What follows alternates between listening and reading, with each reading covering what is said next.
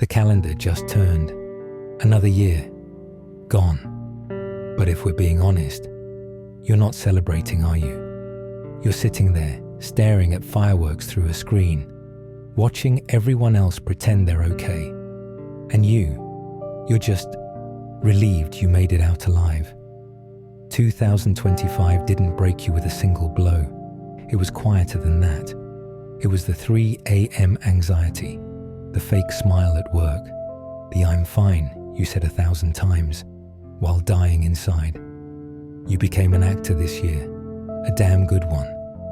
You learned to laugh at the right moments, nod at the right times, and hide the weight you were carrying. Like it was nothing. But it was something. It was everything. There were mornings you didn't want to wake up, nights you couldn't fall asleep, hours spent scrolling through strangers' lives because your own thoughts were too loud, too heavy, too real. You cried in places no one saw, in your car, gripping the steering wheel, in the shower, letting the water drown out the sound, in bed, staring at the ceiling, wondering when it would get easier. And here's what nobody tells you. Sometimes it didn't get easier. Sometimes you just got stronger. You lost people this year, not to death, but to distance, to silence, to the slow fade of a friendship that just stopped. Chairs at your table sit empty now. Names in your phone collect dust. People you thought were forever became people you used to know, and that hurt. God, that hurt. But you know what hurt more? Realizing you were the only one fighting for something they had already let go. So you stopped. You stopped chasing. You stopped begging. You stopped shrinking yourself to fit into spaces that were never meant for you. You learned the hardest lesson of all, that walking away from people you love is sometimes the most loving thing you can do for them, but mostly for you. You built boundaries this year, not walls. Boundaries. There's a difference. Walls keep everyone out. Boundaries keep the wrong people out and the right energy in. You learned that peace isn't something you find, it's something you protect. But let's not pretend it was all pain, because it wasn't. There were small moments, quiet victories, the kind that don't make it to Instagram, but saved your life anyway. The morning you finally laughed again, and it didn't feel forced.